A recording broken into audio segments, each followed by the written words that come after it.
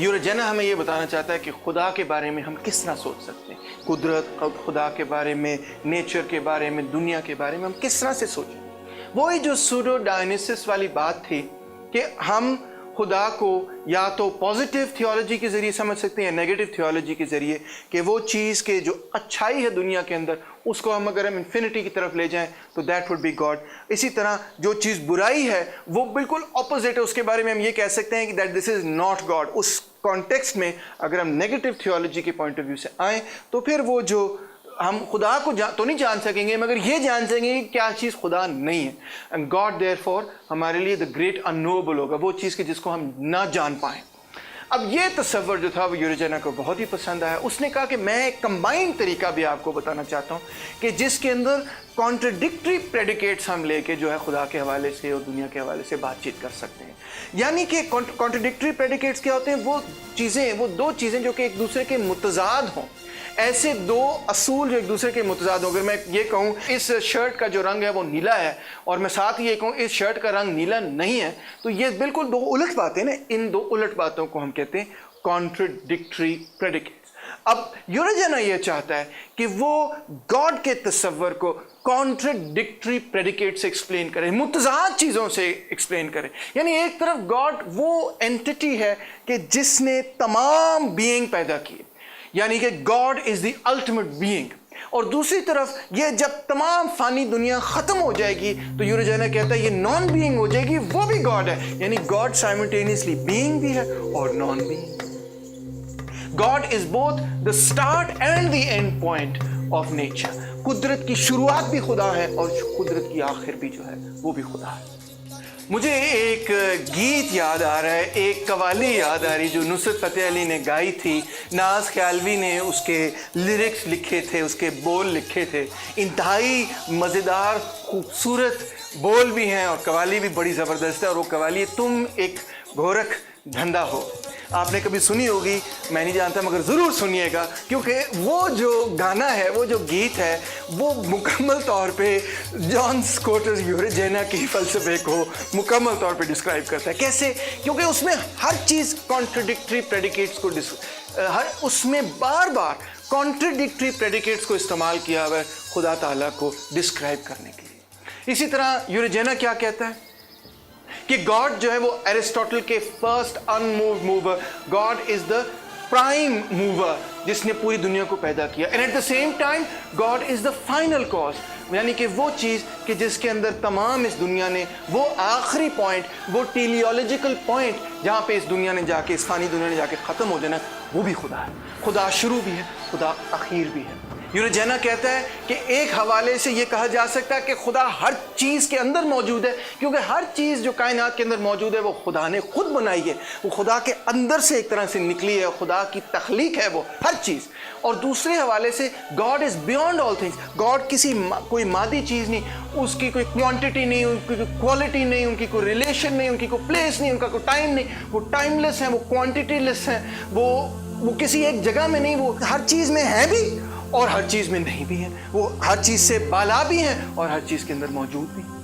फिर यूरोजेना में ये कहता है कि गॉड इज़ ऑल नोइंग, तमाम चीज़ों को जानते हैं। एट द सेम टाइम बिल्कुल इसके साथ साथ, बिल्कुल इसके बरक्स वो ये कहता है कि खुदा ईवल नहीं जानता, बुराई नहीं जानता। खुदा कैसे बुराई जान सकता है? क्योंकि बुराई जो है वो तो ऐसी चीज़ है कि जो कि खुदा की बिल्कुल नेचर के खिलाफ है ना। खुदा, गॉड इज़ गुडनेस, खुदा तो अच्छाई है, मुकम्मल अच्छाई जो है वो खुदाई है। तो लिहाजा ये मुमकिन नहीं है कि गॉड नोज ईवल। और इस हवाले से यूरोजेना बड़ी मज़ेदार बात कहता है his ignorance of evil is the highest wisdom, यानी कि उनकी खुदा की जो खुदाई है वो है ही इस वजह से क्योंकि वो मुकम्मल तौर पे बुराई के हवाले से कुछ नहीं जानता। यूरोजेना इसी तरह कहता है कि गॉड इज बीइंग, गॉड जो है वो एग्जिस्ट करता है। साथ ही साथ यूरोजेना कहता है गॉड इज नथिंगनेस, क्योंकि हर चीज़ जब तबाह हो जाएगी, ख़त्म हो जाएगी, तो वो भी खुदा के अंदर जज्ब हो जाएगी। तो बीइंग एंड नथिंगनेस दोनों, जॉन पॉल सार्त्र की आपको याद होगा किताब का भी ये नाम था, बीइंग एंड नथिंगनेस, और वो भी ये यूरोजेना की इसी सोच से मुतासिर थे। एग्जिस्टेंशियल सोच जो है काफ़ी हद तक आप देखेंगे कि जॉन स्कॉट यूरोजेना से मुतासिर रही। फिर इसी तरह यूरोजेना कहता है कि एसेंस और फॉर्म दोनों चीज़ें जो हैं वो खुदा हैं। इसी तरह यूरोजेना कहता है गॉड इज़ यूनिक, ایک حوالے سے تو خدا جیسی کوئی اینٹی ایسی نہیں کہ جس کے حوالے سے یہ کہا جا سکے کہ in any way shape or form ہر حوالے سے دیکھا جائے تو God is completely unique. مگر at the same time یورجنا یہ کہتا ہے کہ God is not unique. کیوں؟ کیونکہ God creates himself in the creature.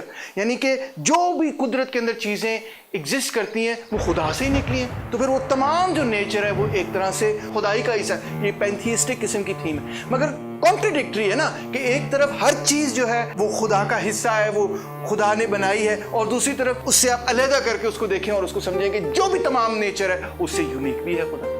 تو یہ جو کانٹرڈکٹری پریڈیکیٹس ہیں اس کا مطلب یہ ہوا کہ God is the great unknowable. یعنی یورجنا ہمیں یہ بات بتانے کی کوشش کر رہا ہے کہ God is a mystery. خدا کو سمجھا نہیں جا سکتا, بالکل اسی طرح کہ جس طرح اس گیت کے اندر ذکر کیا گیا کہ تم ایک گھورک دھندا ہو. اب یورجنا یہ بتانا چاہتے ہیں کہ جس طرح سے خدا تعالیٰ کے حوالے سے ہم یہ کہتے ہیں کہ بہت ساری متضاد چیزیں, بینگ اینڈ نتھنگنس, دونوں چیزیں جو ہے دونوں متضاد صفتیں جو ہیں وہ گاڈ کو ڈسکرائب کرتی ہیں. اسی طرح کیونکہ بائبل یہ کہتا ہے کہ man is made in the likeness of God, لہٰذا انسان کے اندر بھی ہم بہت ساری متضاد صفتیں ڈھونڈ سکتے ہیں, تلاش کر سکتے ہیں, دریافت کر سکتے ہیں. تو ایک حوالے سے انسان جو ہے وہ جانور ہے. جانور کی سینس میں ہے کہ ہمارے اندر بھی ہڈیاں ہیں, ماس ہے, گوشت ہے, اپنا خون ہے, آنکھیں وغیرہ وغیرہ. وہ سارا میکنزم جو ہمارے اندر پایا جاتا ہے وہ جانوروں کے اندر بھی آپ پا سکتے ہیں. لہٰذا ہمیں خوراک کی ضرورت ہے, ہمیں پانی کی ضرورت ہے, ہمیں ہوا وغیرہ, ان تمام چیزوں کی ضرورت ہے جن چیزوں کی جانوروں کو بھی ضرورت ہے. مگر دوسرے اعتبار سے بالکل اس کے الٹ ہمارے اندر ایک اسپریچول ایلیمنٹ بھی ہے, کیونکہ یورجنا کہتا ہے ہمارے اندر ایک سول ہے. لہٰذا مین از لائک اینجل. ایک حصہ اس کا اینیمل اسپرٹ کی طرح ہے, دوسرا حصہ اس کا اینجلک اسپرٹ کی طرح ہے. اینیمل اسپرٹ وہ جو کہ اس کا مٹیریل باڈی سے بنا ہوا ہے, اور اینجلک وہ چیز کہ جو اس کی سول ہے, اس کی سوچ ہے, اس کی عقل ہے, اس کی اسپرٹ ہے, وہ بنیادی طور پہ ایک روحانی دنیا کے ساتھ جڑا ہوا ہے. تو انسان کے اندر روحانی اور مادی کانٹرڈکشن پایا جاتا ہے. ہیومن نیچر جو ہے, انسان کی جو فطرت ہے وہ ہر وقت یورجنا کہتا ہے کہ میڈیٹ کر رہی ہوتی ہے ان دو چیزوں کے درمیان. یہ جو ہماری اینیمل اور اسپریچول نیڈز ہیں, یہ جو ہماری مادی اور روحانی چیزوں کے درمیان یا صفتوں کے درمیان جو تضاد ہے, ان دونوں چیزوں کے درمیان ہمیشہ اس تضاد کے درمیان جو ہے ہم جو ہے میڈیٹ کر رہے ہوتے ہیں, اپنا رستہ تلاش کرنے کی کوشش کر رہے ہوتے ہیں. بالکل اسی طرح آپ کو یاد ہوگا جس طرح سینٹ اگسٹن نے بھی کہا کہ میٹر اور اسپرٹ جو ہے وہ ایک دوسرے کے ساتھ کانٹرڈکشن میں, body and soul are in contradiction. یورجنا بھی اسی تصور کو آگے لے کے جا رہا ہے, مگر وہ اس کو ایک مکمل کازمولوجی کے ساتھ جوڑا ہے, ایک کانٹرڈکٹری پریڈیکیٹس کو ایک مکمل کائنات کے مکمل تصور کے ساتھ جوڑنے کی کوشش کر. یورجنا ہمیں یہ بتاتا ہے کرائسٹ کے حوالے سے, وہ یہ کہتے ہیں کہ God made man so that man could be made God. کیسے مزیدار قسم کا فکرہ ہے اور کانٹرڈکٹری قسم کی بات ہے. کس کی بات ہو رہی؟ کرائسٹ کی. کس حوالے سے؟ مطلب اس حوالے سے کہ کرائسٹ جو ہے وہ ایک حوالے سے کرسچن تھیولوجی میں تو آپ جانتے ہی ہیں نا کہ وہ یہ یقین کرتے ہیں کہ کرائسٹ جو ہے وہ سن آف گاڈ ہے. تو لہٰذا ان کا یہ تصور تھا کہ کرائسٹ جو ہے وہ ایک ہیومنائزیشن آف گاڈ ہے, کہ خدا جو ہے وہ انسان کی شکل میں اس دنیا میں آ جائے. اور دوسری طرف کرائسٹ کی کیونکہ عبادت کی جاتی تو وہ ایک ڈیفیکیشن آف مین ہے, کہ انسان ایک انسان ہے کہ جس کو ڈیفائی کیا جا رہا ہے ایز گاڈ, یعنی کہ ایز کرائسٹ, اور اس کے حوالے سے اس کی پرستش کی جا رہی کہ یہ خدا بھی ہے اور انسان بھی ہے. تو یہ جو دو کانٹرڈکٹری چیزیں ہیں یہ اسی کانٹرڈکٹری نیچر کے ساتھ, اسی کانٹرڈکٹری کازمولوجی کے ساتھ جڑی ہوئی بات ہے. یورجنا کہتا ہے God is comprehensible, but at the same time God is more than infinity. And man becomes by grace what God is by nature. انسان ہمیشہ کوشش کر رہا ہوتا ہے کہ وہ صفتیں انسان کے اندر پیدا ہو, وہ اچھائی انسان کے اندر پیدا ہو جو کہ خدا کی قدرت کا حصہ ہے, جو کہ خدا کی فطرت کا حصہ ہے. جان سکوٹس یورجنا کا بڑا زبردست انفلوئنس ہوا, مگر چرچ نے ان کی تھیوریز کو قبول نہیں کیا. انفیکٹ ان کو اپنے دور کے تقریباً فوراً بعد ہی یہ کہا گیا کہ یہ ہیریسی, ان کے ورکس وغیرہ کو کنڈیم کیا گیا. بعد میں بہت بعد میں جا کے یورجنا کو کے جو ورکس ہیں ان کو بڑا اہم تصور کیا گیا، اور خاص طور پہ جو فلاسفرز تھے، جو جرمن آئیڈیلسٹک فلاسفرز تھے، جس میں سب سے پہلے ہیگل کا نام شامل ہوگا اور اس سے پہلے کانٹ کا نام بھی شامل ہوگا۔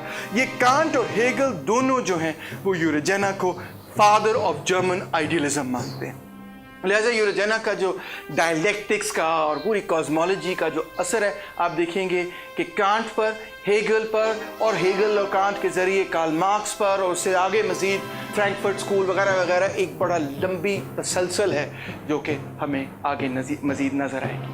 اب 9th سینچری کے بعد یہ جو کیرولنجن رینیسانس ہوئی شارلیمین کی وجہ سے، جب ہم 10th سینچری میں آتے ہیں تو ہم نیو ڈارک ایجز میں شامل ہو جاتے ہیں، جس کو سیکنڈ ڈارک ایجز بھی بولا جاتا ہے۔ وہ جو رینیسانس تھی وہ مکمل طور پہ کامیاب نہیں ہوتی کہ اس ثقافت کو، اس کلچر کو، ان ڈھانچوں کو، ان اداروں کو وہ توڑ دے کہ جس کے نتیجے میں یورپ جو ہے وہ ترقی نہیں کر پا رہا۔